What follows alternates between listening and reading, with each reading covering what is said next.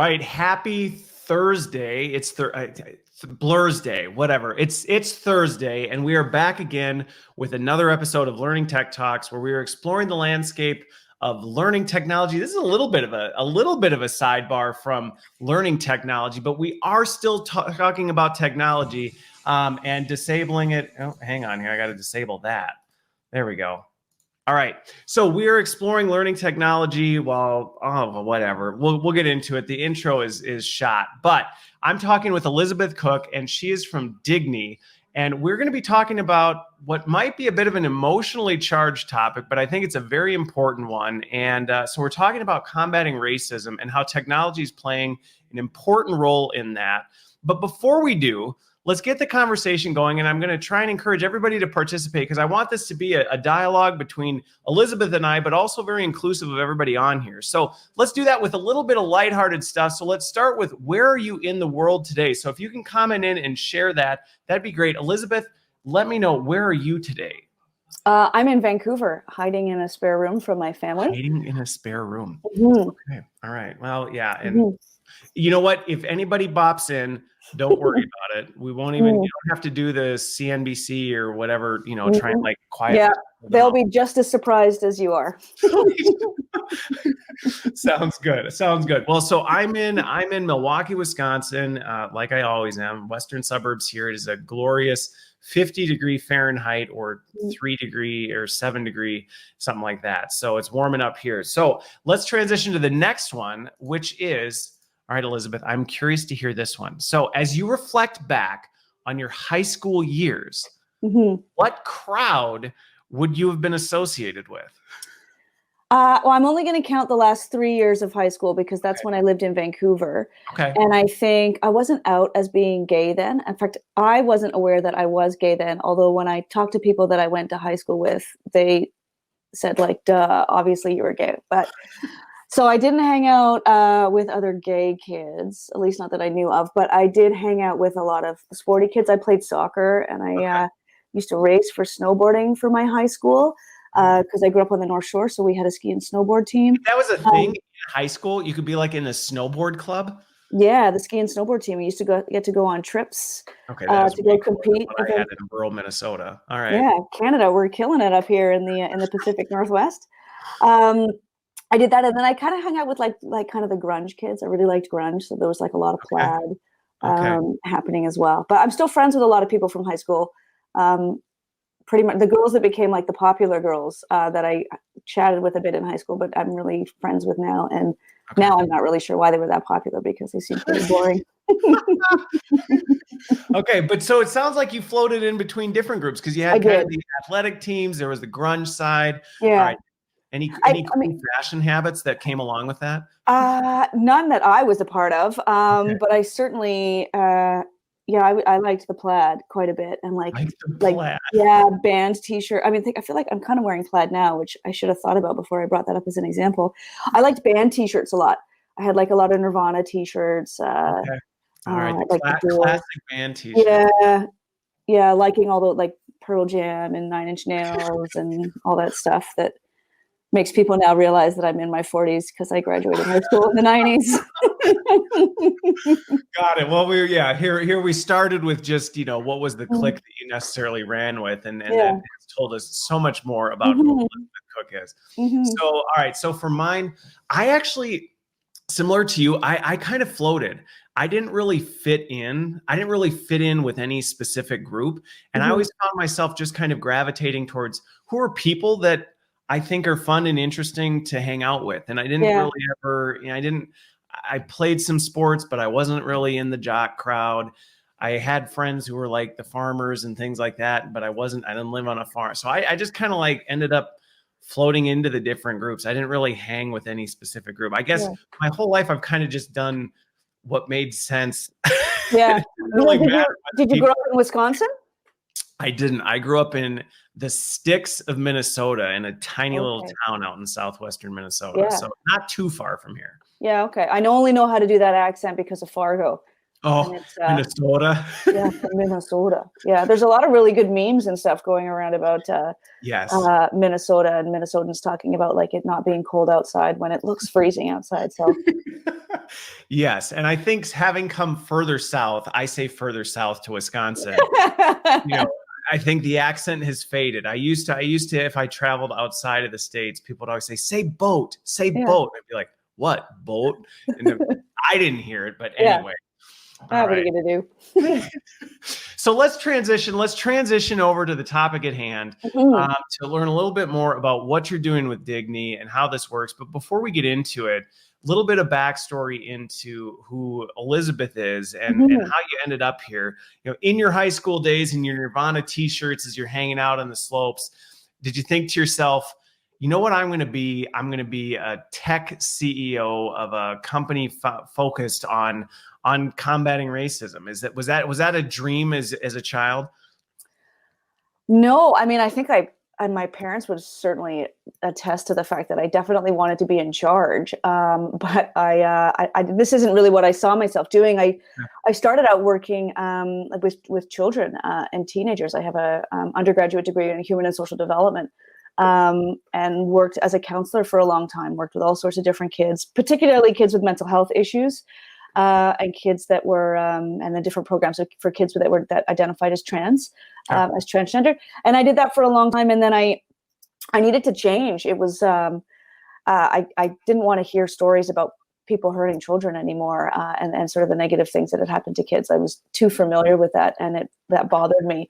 Okay. And I wanted to sort of challenge myself a little bit more. So I went and got a Juris Doctor of Law, and I thought I would practice law. And then I realized that practicing law full time in a firm would have been really hard on my wife. It would have been a little bit of a, well, I'm going to go to work and I'll see you, after I've done my 80 hours a week work. So that wasn't super appealing for our family.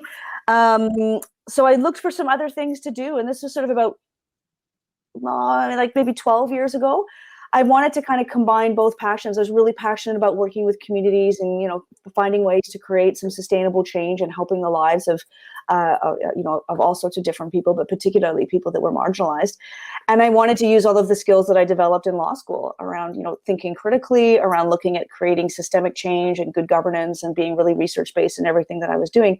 So I started consulting I started my own consulting company in doing diversity and inclusion and really helping people, doing a lot of education and training, all the unconscious bias stuff, women in the workplace, all those kind of things. And then doing a lot of policy analysis and advice and working on, some strategic plans. And the more I did that, the more I realized that there was another piece missing. And it was that people didn't have the data. People would come to me and say, well, we just had this person come out at work and it's, caused a bit of a problem. So I think we need to do some training because nobody understands what it means to be trans. Or we're having a really hard time hiring Indigenous people. We want to increase our, the representation that we have of Black people in our workforce, but we're struggling with how to do that. And it was all anecdotal. It was all, one thing would happen and people would have a reaction and try to find it. Yeah, and that wasn't. I mean, that was great that those issues were being brought to the forefront, that people had a voice to be able to complain and then try to find a solution. But from a strategic standpoint, and actually being able to create some meaningful change, and what we're really talking about is improving the culture in a particular workplace. That wasn't happening, and it wasn't happening in a way that was scalable for those organizations and that made sense for me. I didn't have enough hours in the day to do that kind of work with every kind of company. It wasn't something that was actually going to get fixed. And I met a serial entrepreneur, Adrian Joncliffe, who he's actually one of the most beautiful people, and we work incredibly well together, which is surprising because we have completely different backgrounds. Like he has an MBA, full science degree. Like he understands blockchain in a way that I don't understand blockchain. Like he knows all of we need to code this or do this. Like he probably looks at me and wonders why I'm allowed to even have a tablet or a phone. Just thinking I don't know. She obviously doesn't know how to use this. I don't know why we even let her have it. But he had thought about a similar kind of thing. He was he's just become a Canadian citizen last year, and he really wanted to put some time and work into helping to create a more diverse and really inclusive world. And had some ideas about how to do that. So we met a few years ago and formed Dignii. So what we did was we created the software. So he had sort of the technical side, and I had what the product needs to do. And we created our software that helps us to measure diversity in different organizations. So we follow all metrics of diversity, and we look at, because we like to benchmark our data. We use, like what's captured in the Canadian census data, and then the same kind of stuff in the States around data that's reported out, and measure all metrics of diversity. So gender identity, sexual orientation, religion, race. We do a lot around accessibility issues, so around physical accessibility issues, and then mental health as well, because sometimes those are the invisible ones that we don't pay enough attention to. Yeah.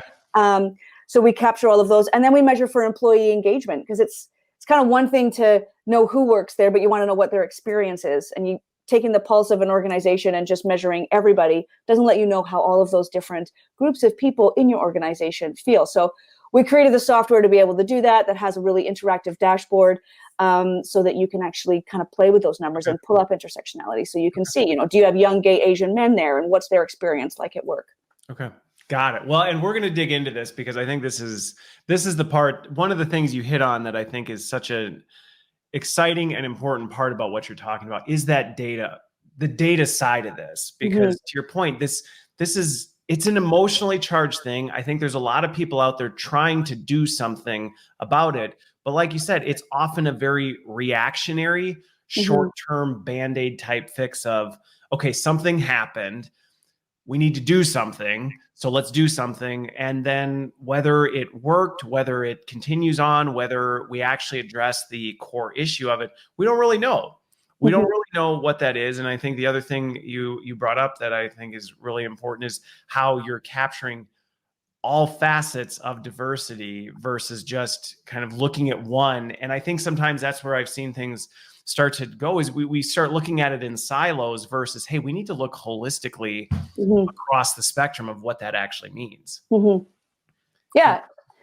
Go for it. Yeah, that's right. And I mean, when we, it's such a understanding, racism and our hesitancy towards actually recognizing that we are all really diverse and that we work better when we're being inclusive. What we really need to sort of keep in mind is that our research shows us, and research for like there's years of research that establishes that using data is one of the best ways to start to combat some of those biases, because it keeps us accountable. It actually shows us in numbers what's happening, so we can track it. We track everything else with numbers. You would never say to somebody like, well, how's the sales department doing? You wouldn't be like, the sales department, you guys are doing well, right? And they would be like, you know what? I feel really good about it. And I've talked to a couple of people, and yeah, we've done well. Sure I feel good. Pat me on the back. We tick that box. You would even dream of doing that. You're like, I don't care how you feel about it. Like, show me what it is happening. How's marketing going? Oh, I don't know. I think people like our product. Yeah. It's not been an issue in our organization so far, so I'm sure it's fine. Like, no, it's not how it works.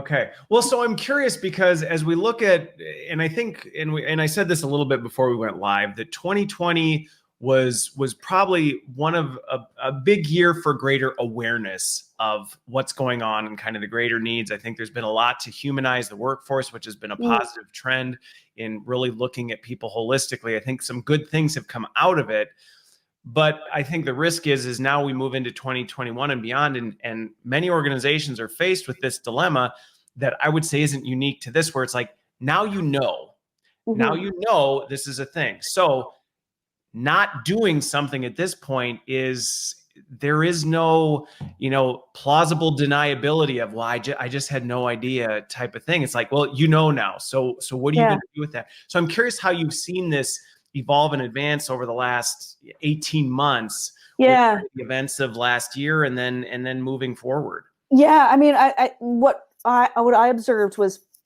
we moved from looking at of having progressive messaging be enough for companies. It was enough to sponsor the Pride Parade. It was enough to tweet about Black History Month, and doing those kinds of things, where now there's a real demand for progressive action, where it's not just enough to do, from the term it's used as, virtue signaling. It's not just enough to do that. We need to take some action to move forward, because there's a lot of different things that are going on. Like sometimes there's individual instances, of racism, But then there's also systemic issues that we need to be able to address as well, right? And that requires a little bit more attention. And I think, what ended up happening, which really started a year ago, almost to the day, in the murder of George Floyd, is that we have smartphones that make it so that everybody can see racism and horrible things and traumatic things happening to particular members of our community, and that's really hard to watch. And everyone, I think, it dominated the headlines for quite a while, and it was really hard for a lot of people to watch. And then for some people, it remained a daily issue for them, and for others, the momentum has kind of slid a little bit. And what we need to do in those moments is to figure out, much like you said, is what can we actually do to fix that? And I think there's a couple of different things that we can do, but one of them is looking at addressing racism and issues of anti-diverse and really anti-inclusive attitudes in a really holistic way that gives us a big strategy that not only creates some change but creates some accountability, because that's the piece that's missing. Yeah.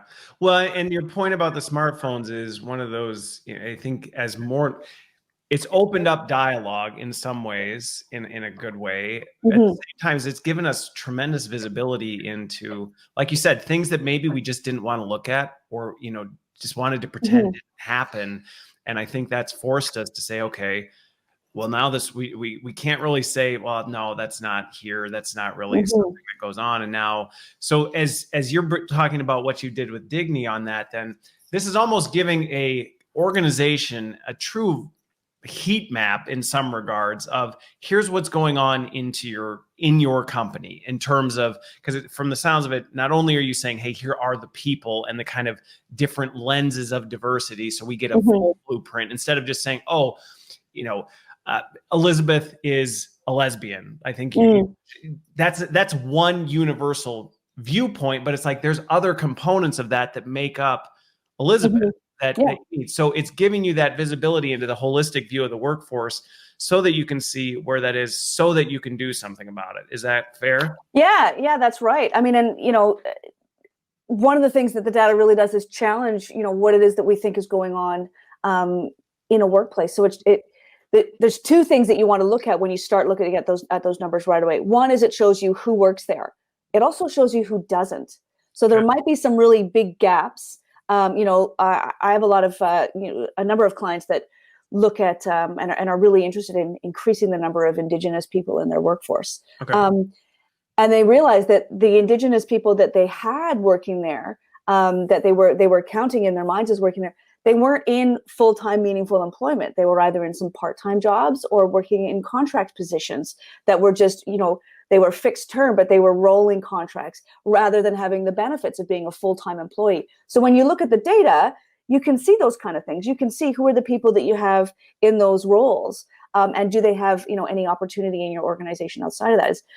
There's so much research that's been done around, and frankly, just the financial case for losing some of the knowledge and experience that you have in those staff, right? If you're able to keep that and build on that, you're really strengthening your organization. It costs so much to hire new people and to train new people, both at the entry and at the more senior level. So when you can keep that in-house and build on that in-house, you're really strengthening the engagement that you have in your workforce and increasing the knowledge base that you have. Which what company doesn't want to have that? Who doesn't want to save money and have everyone be really good at what they're doing?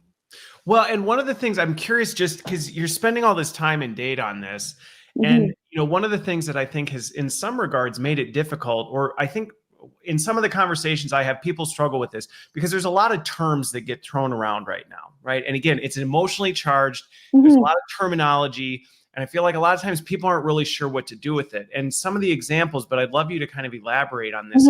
You'll hear systemic racism, right? Well, we need to address systemic racism, which can feel very, I don't really know what that is, or I don't know what that means. So it leaves people in this place of like, add more, diverse members to the board, I guess. Like, there's not necessarily always clear action on what to do about it, which leaves people feeling in a sense of helplessness. So I'm curious how this data is then, what are some things that come out of this that make people go, hey, we now know, but we can actually do something about it because we can see here's an action that we can take.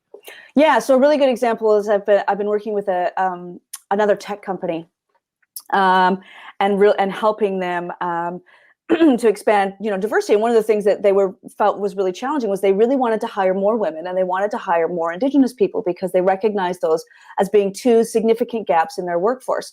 So we would look at all of the data, and we realized, and they were saying like, we put all these job ads out, and we just don't get any like qualified candidates, right? Because even when you're hiring for to try and attract more diverse candidates, we're not lowering the bar. We're just looking for someone to have, an added quality, right? So the level of qualification remains the same. That's an important clarification, because you'll see that where it's like, oh, well, that's what we're doing. It's like, no, it's not. I deal with that argument all the time. They think we're just, letting unqualified people in because they're women. I say, well, no, there's qualified people out there. We just need to figure out, how to make them want to work here. Yeah. So there's a few things that are going on in the tech sector, and there's been a couple of different responses for that. One is there's not as many women and Indigenous folks going into those programs in school. Okay. That can be a systemic issue because there's some barriers. So there might be some cost barriers in going into those programs, of being able to, financially afford to go to school and continue living, and other responsibilities that you have. That is a privilege that's not necessarily afforded to everybody. Sometimes that can be harder for Indigenous folks. We've certainly seen that in some of the data that's available, and harder for women to go in. And they didn't want to. In Canada, there was a bunch of research that was done around all the STEM programs, so around science, technology, engineering, and math. And they did a bunch of research and realized that, young girls weren't going into math and science because of decisions that they'd made about feeling like they belonged in those subjects in grades 3 and 4. So they've done a ton of work in grades 3 and 4 to really push and encourage young girls to want to go into those areas. And then they've been doing that for a number of years. And then we're starting to see that change, where we're seeing more young women feeling as though they belong in those programs, and then going into mining and engineering and technology. And that's sort of making a shift. So that's a systemic shift that needed to be made to adjust those programs. Another one that I've worked with this company is, so with that company, we were looking at, before you go into it, though, can I pause you there? Because I think one of the things that I really appreciated what you said about this, and I think you hit on this, because the term that I'm starting to hear coming up, which I think really hits on something, is the sense of belonging. And I think that is such an important piece that you'll hear it taken out of context. We go, well, we're just trying to force people to be more over here, or shove people into this category. And it's like, no, that's not the goal. The goal is to say, we want to make it feel like you can belong here, so people aren't avoiding it because they don't think you don't belong here. Stay out. Yeah. So you can see yourself in it. Right. Yeah. Yeah. And that's a big piece. And so that's sort of one of the bigger long-term strategy pieces. So this company, can work with some of those programs and do more, internships, co-op opportunities, those kinds of things. Another is actually looking at the job description and seeing if those skills are actually required. Do you actually need to have this particular degree or this particular qualification to be able to do that job well? Or can you rethink what it is that you're asking of people? Is that something, especially in tech, is it something that you can learn on the job? Yeah. And if it is, then you need to adjust, how you're hiring for those positions, right? You can get people in at a more junior level, provide them with the training that they need to do that specific job really well in your organization, which in the tech world, like, that can just take a few months of being able to learn something. And I mean, the degree, the bachelor's degree alone, there's tons of research out there showing how that, just setting that as a baseline can be massive in avoiding, can make it very difficult to create a more diverse workforce, because that alone is can be a pretty discriminatory thing. Going back to your point of not just saying, oh, that doesn't matter, but saying, does it really matter? Because I don't know a lot of people. I would know a lot of people who would say that's not necessarily a great measure of whether somebody's going to be really successful in this type of role. It was just a nice, easy, this is an easy way to screen candidates without necessarily thinking of the implications. Yeah. And a lot of the skills that you learn in that, like, depending on what the job is, you can skip some of the broad learning that you do in a bachelor's degree and have it be more targeted. And we've seen that, with the more we have like, BCIT here, the BC Institute of Technology, and there's other similar programs that are shorter courses. But, some of that stuff you can do on the job, or, you can fit in other more creative ways that can be just as helpful. So those are some of the ways that, like that's one client looking at that as a systemic issue and ways to be involved in that, right? Because they would already take on interns, they would already take on co-op students, they already have relationships with some of those institutions. And now they just need to look at some different ways to alter that, right? Because universities are interested in having candidates get jobs, or like having their students go and be able to get jobs, because that makes you want to go to that school, because if you go to that school, you get a job. So we need, there's some adjusting that can be done there, can be done there as well. So that's sort of a bigger picture. On that one, a question that came up, and Boss asked this question. So I'm curious, as you've been working with organizations on this one, as they're looking at, I think the job descriptions, I think, is a really important one that a lot of times doesn't get the attention it does. I think in general, people know like, job descriptions aren't great. They don't always accurately, but I don't think people always realize when you scratch under the surface, even I've done some research on even the way you word job descriptions matters. Like the words you choose and how you describe jobs can make a big difference to, again, creating that sense of belonging of, well, I read this, that is not me. Like I don't fit that mold. Type of thing. So I'm curious, as you work with organizations on, let's say, the job pieces, are they using this data to help them better target audiences or make it more open to people who they're looking to hire? So again, you don't run into that issue of, well, we have jobs, but nobody applies for them, so we just keep hiring the same category of people. Yeah. Well, I mean, that's something that we do is when we when we look at these numbers, we help them to figure out, what are some of the areas that you need to address. And if that is around job descriptions, then you're looking at inclusive hiring practices and how you go about doing that. And that's a whole body of work. That would be a whole project that we would engage in, or we would refer to someone else. And there's technology out there that helps you already to screen your job description, and it will show you the gendered language that's used. As a company out of Seattle, their name escapes me. They were going to get a gratuitous plug, but I can't remember what they're called.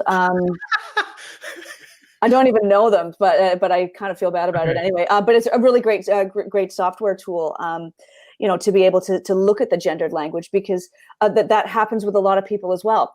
And bringing it back to Dignii, as we should, is one of the things that we often do is work to survey candidates. So of all the people that have applied for a job before they even get a job, or if they're unsuccessful, you can survey them about what their process was like in getting a job. Where did they hear about the job? What was their experience like in the hiring process, to get a sense of what's going on there? And for really large employers that that are hiring at really significant rates, that can be really valuable data, because people tend not to want to give certainly the company that they're working for, or the company that they're trying to get a job with, necessarily an accurate picture of what their experience was like, but they do tend to do that with a third party, and we really pride ourselves on establishing that trust. So that you can hear from candidates along the way, whether they were successful or not, of like, what was your experience? But I think the thing you hit on that I think is also interesting from a data point is, where did you hear about this? Because that can give you better sources into where are those communities, where are these individuals,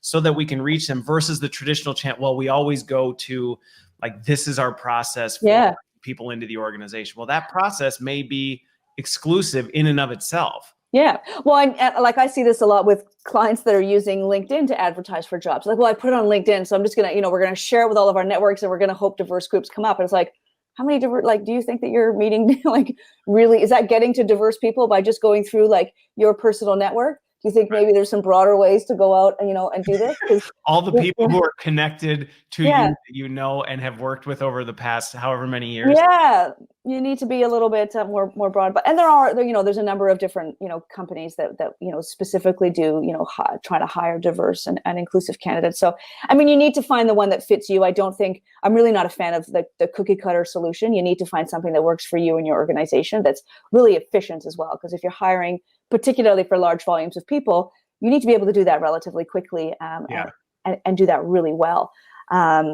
especially in the States, of meeting all of your obligations under the EEO requirements there as well. So you have to find the way that is right for you, but it does help to have another lens. Yeah, well, and I think your point to kind of go back and reframe the flow of this, so I'm understanding, for an organization that's looking at tackling this and saying, we want to move from hashtags and banners to action. Mm-hmm. What you're doing with this is out of the gate, you're creating this basically data blueprint, which it follows a similar model to some of the tech I see that are doing this with skills. Right, where let's actually get a blueprint of the skills of your workforce. You're doing a similar type heat map, but on the diversity spectrum, and saying, let's get a diversity heat map of what we have. And then from there, let's look at that and prioritize where the areas of focus. So if that's a workflow process, if I'm nailing that right, because again, as you've described it, when I'm hearing the example of like the job descriptions, you may look at this heat map and go, okay, here's an area of opportunity for us. We think one area of opportunity to address this opportunity is in our hiring practices. So let's make that a priority and things like that. Is that a fair assessment of kind of the workflow organizations are going through?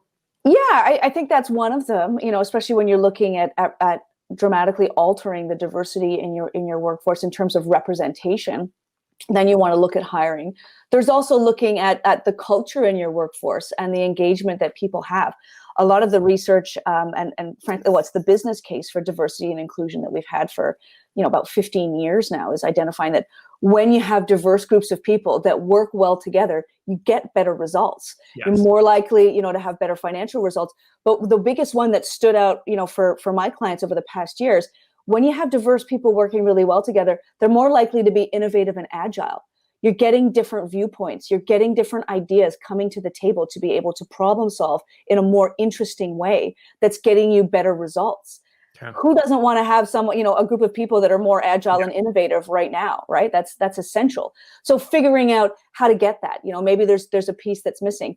Maybe you have everybody that's, working into one culture, right? They're all working well, I'm gay, or I'm Black, or I have this point of difference from, what is otherwise the majority in a workforce. But I don't talk about, my ideas necessarily because I don't feel safe or, to be able to do so. How do we create that? So how do you get an environment where the diverse people that you have there are really meaningfully engaged and are heard in a really safe way at work to be able to benefit from that? Okay.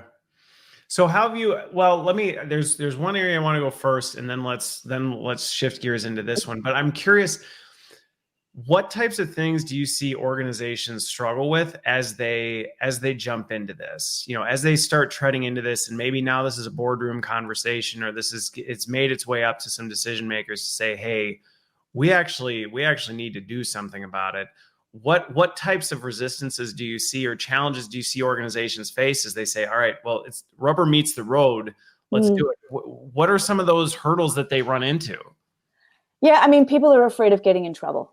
They don't want to be the ones that are told I've done something wrong, and people are reluctant to change. I mean, generally, people are reluctant to change, right? Like I've been with my wife for like 15 years, and I would prefer not to be told that I have to change the way I pack a dishwasher. Do you know what I mean? And that's like so basic; it shouldn't be a problem. Yeah. But it is like we're reluctant to change, and we don't like to be criticized. So I think there's 3 reasons why people really come to the conversation about diversity and inclusion. Sometimes it's a legal requirement or obligation. Okay. Sometimes it's to take advantage of the business case for diversity and inclusion, and sometimes it's the moral sense of doing good.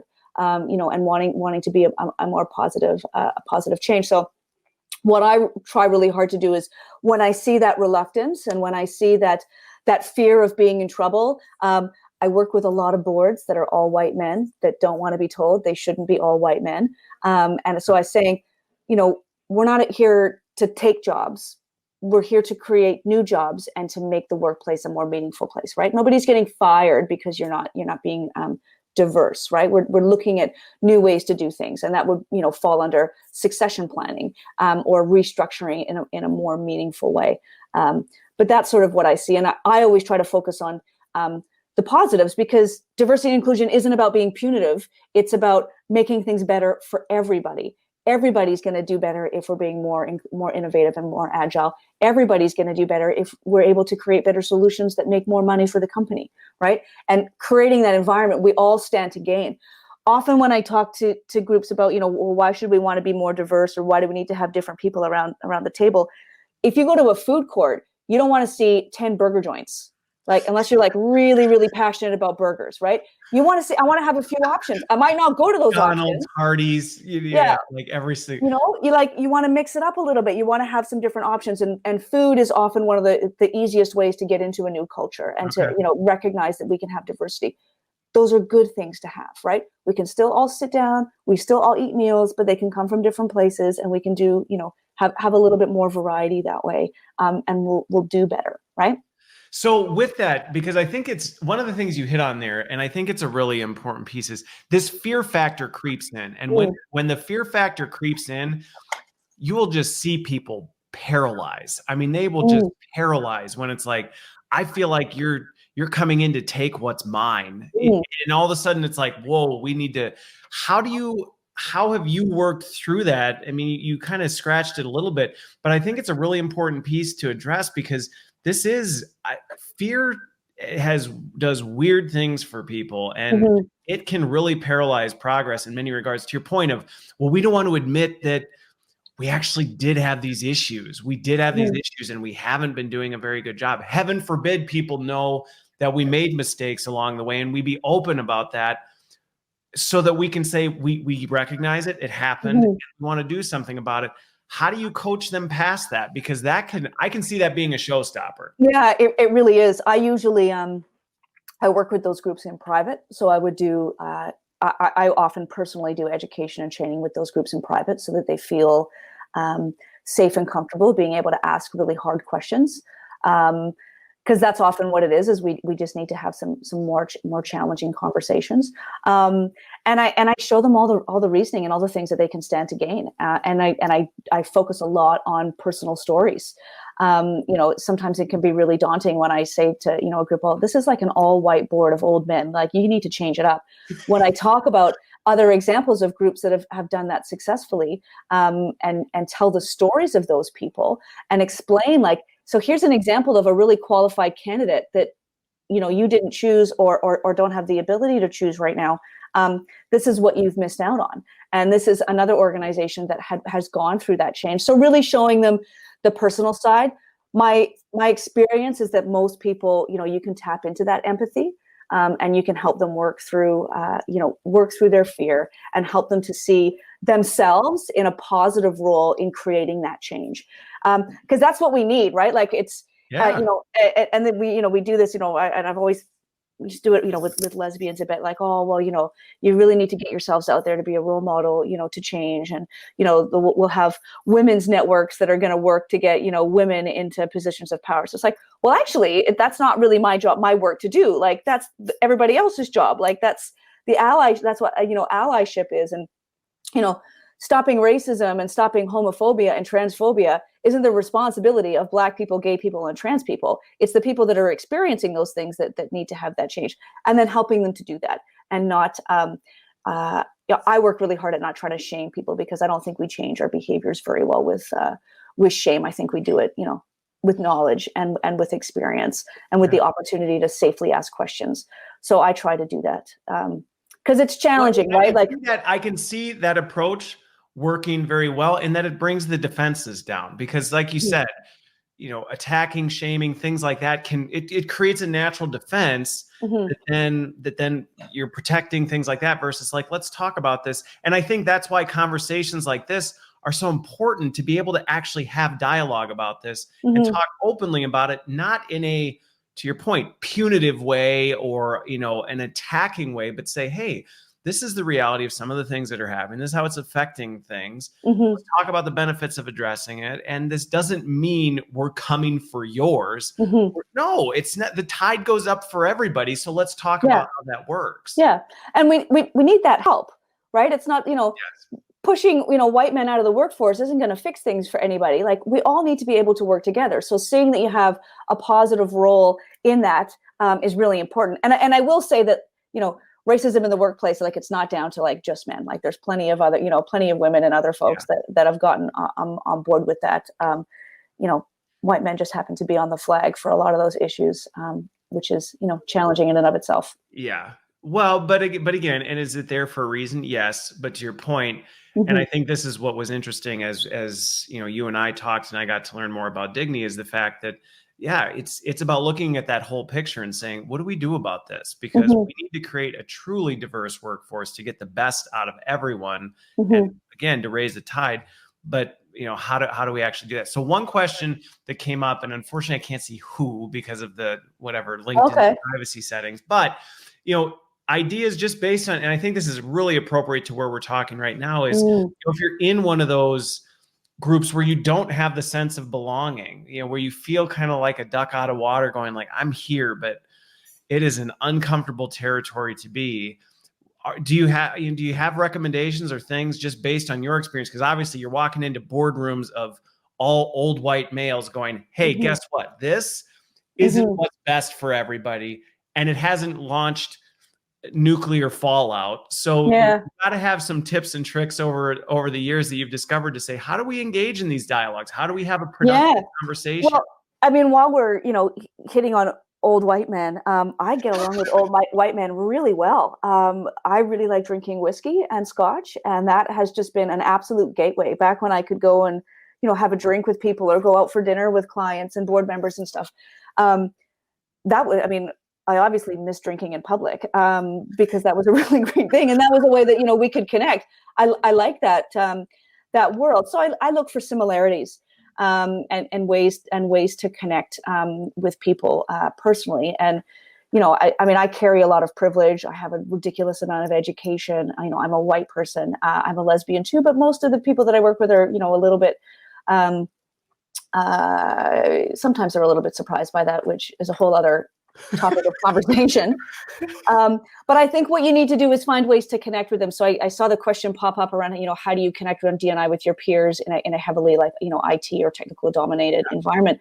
I often use pop culture references. So I'll reference TV or movies, which is nice because it's not me talking about my personal experience. It's about me talking about something I saw in a story on TV. So it's a little bit more comfortable to be critical or look at that in an analytical way. And we're starting to see more different faces and people represented on TV than we used to. And it's more than just, you know, we used to be such a problem. Whenever you saw trans people on TV, they were like the victim of a crime. And that was the only thing that they were able to be, both in fiction and in nonfiction. Now we're seeing that change where that's just a part, you know, that's just a part of who the character is, but it's not their purpose for being on the show. And we're seeing better representation, although arguably not enough, and certainly not representative of our population. But seeing other faces during the lockdown, my wife and I really enjoy like terrible, trashy reality TV. Like absolute, like it's just like shameless 20-year-olds behaving poorly, like on Love Island. Like I love it. And it used to always be like white people on reality TV show, but there's all sorts of other programs now. So I like being able to bring that up. Someone told me recently about a new show called Bling Empire, which is kind of like Real Housewives, but for really rich Asian families in LA. And it's riveting, and it's a whole other world that I didn't even know existed, and I'm embarrassed I didn't know it existed. But there's all these other new things that I can learn. You know, I saw a reality show the other day. My wife and I just finished it about people that identified as bisexual or pansexual on like a dating reality show, which is something that I've been craving for like probably longer than I care to admit.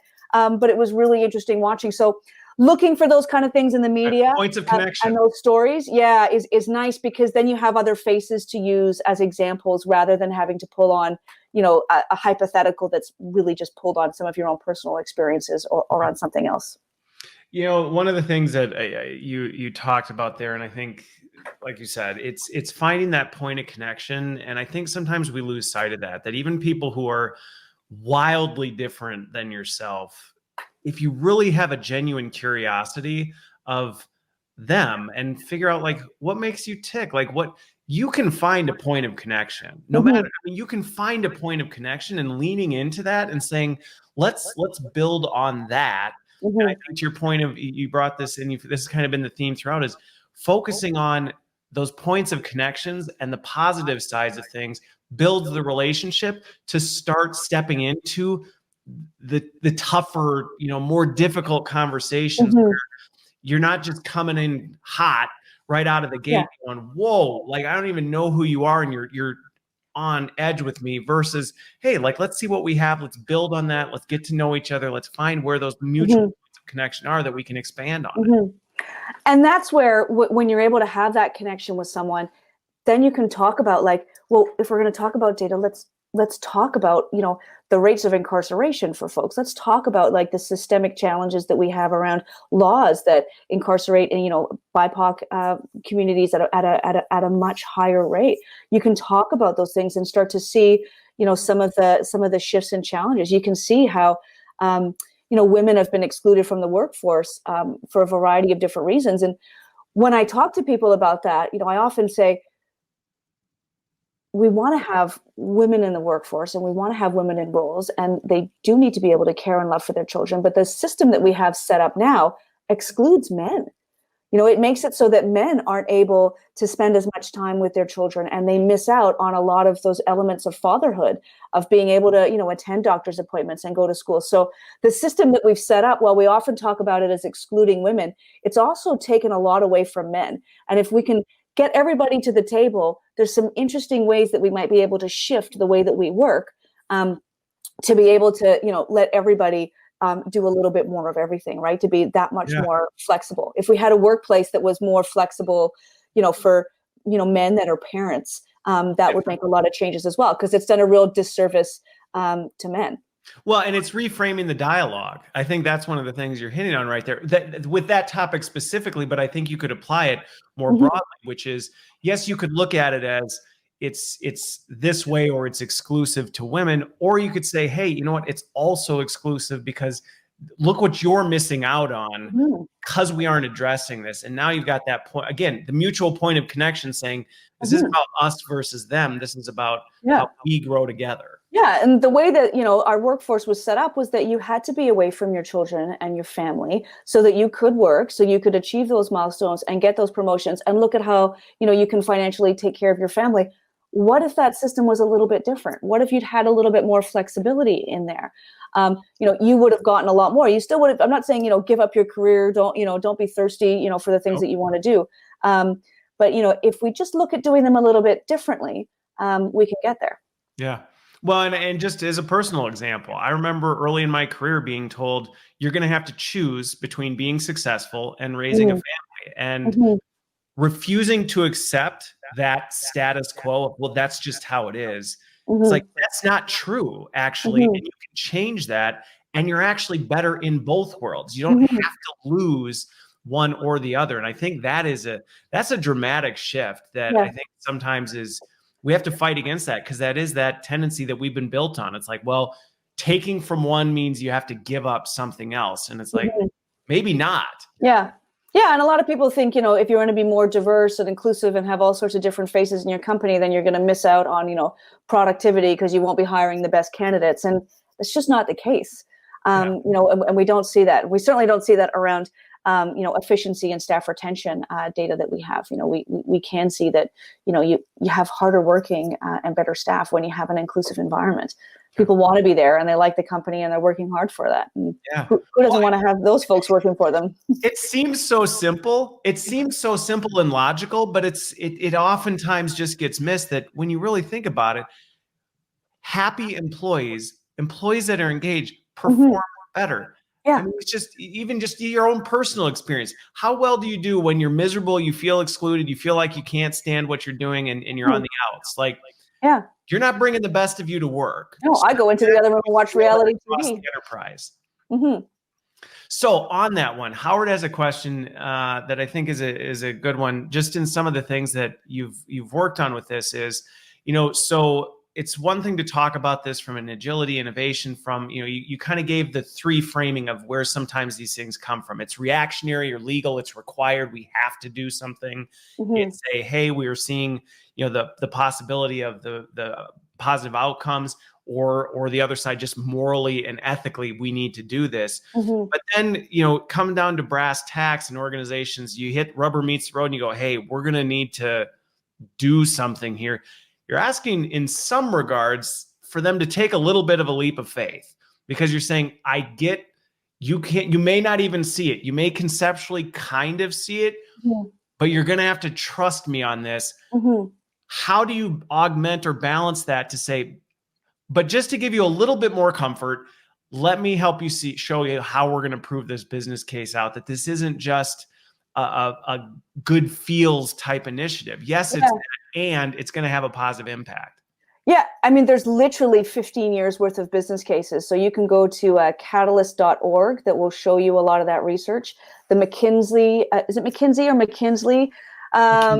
McKinsey Company has done a lot of work with the Lean In organization at leanin.org, where they have done significant research around the positive impacts on business overall around diversity and inclusion. So it really, and often when I do this training and presentations, like I flash up those logos of all of the companies that do this. And when you start to look at Fortune 500 companies, like they're all trying to do, some stuff in a certain way. So it's, it's, as much as I would like it to just be me and my great ideas, a lot of people have come before me to explain that. And then, I also give the examples of you try different things all the time. You're trying different things in marketing. You're trying different things in sales. You're trying different things across business development more broadly. It really isn't a huge cost for you to try this. And when you engage with your workforce, it's usually what they want. It's usually what people want to have. And that's a really important piece that we haven't really talked about yet. But the relationship between employers and their employees, that can often be a really strained one. And when employees can see that, you might not be getting it right, but you're trying, and it's a value that the company has around trying to be more diverse, and they're going to try some different initiatives to get you there. Just that trying has been shown to make a real difference and to strengthen that relationship there and that level of engagement. Right? We don't always have to be perfect, but when we're trying, and we're seeing some success, that does make a difference. Well, and I've got a follow-up question to that, but I mean, again, just anecdotally, if you think about that, it's like, just even think in your own personal relationships. When you interact with someone, if you can see they genuinely care and are trying to do something, even if they're missing the mark, even if you're like, I even think of my interactions with my wife, where you're like, it's not quite what I know, but I know what you're getting at, and I know it comes from a good place. That builds a lot of bonds. And I think my follow-up question to that from Howard is, are there some of these key metrics then that organizations who are saying, we're going to do this, let's do this. Is it specific to, all right, where are we applying this? Or are there some bigger, broader kind of business things that organizations look at to say, hey, wow, we're seeing, engagement go up. We're seeing some of these other things. Are there big levers? Yeah. So measuring engagement broadly is one of the ways to do that. A lot of people, they have different measures and metrics within engagement that they're looking at. And we have our preferred ones at Dignii. That's certainly one of them. We do a lot of follow-up surveying. So we do, our engagement and our diversity surveying. But then whenever, you figure out what that company is going to do, whatever initiatives it is, then we measure the success of those. And sometimes it depends what industry you're in. There's different regulation and requirements in public versus private and with government organizations as well. So that's where it kind of steps out of that cookie cutter piece and becomes a little bit more individual, because it can vary. It can also vary, if you have a company that has a number of seasonal employees for what you're measuring when, but broadly, engagement is probably. I have to imagine though, so the fact you're doing this blueprint, right? This diversity blueprint, if you will, or heat map, whatever term we want to call it. Because you now have data on this, going back to the question of, right, how are you measuring whether it's working? Well, because you're dealing in data versus kind of gut feel and emotional thing, you can actually measure it, because to your point, you can say, well, here's where we were. What were our objectives? Our objectives were to increase engagement in this population, or increase workforce diversity over here or here. Well, you have the data on it, so you can say, well, did we do that? Are we trending towards that, or are we not? And if not, doesn't mean we sit and go, oh, well, didn't work. But we can say, well, what could we change or what could we try differently to see if we can continue moving it in the direction we want it to go? Yeah, and depending on the size of employer that we're working with, we can do all of the pre-hiring surveying as well to see if any inclusive hiring practices where you wanted to get more diverse folks applying to the job, we can survey and measure for that. And then we can also do it at the other end to look at who's leaving and why they're leaving. Doing those exit interview and exit surveying pieces to see what's going on there is really important too. And when we're very targeted with what we who we survey. If there's certain issues in certain departments or areas of a business, we can target those. We haven't really talked about the privacy piece, but I will say that we comply with all privacy legislation in whatever jurisdiction it is that we're working with, and we never. That could probably be a whole nother episode. It is, but if I never really get to do just a blanket statement on it with no follow-up questions, but we never report on anything. Everything is anonymized that the company gets back from us. So you couldn't identify who it is that said that. Elisabeth is all these things based on her responses type thing. Okay. Yeah.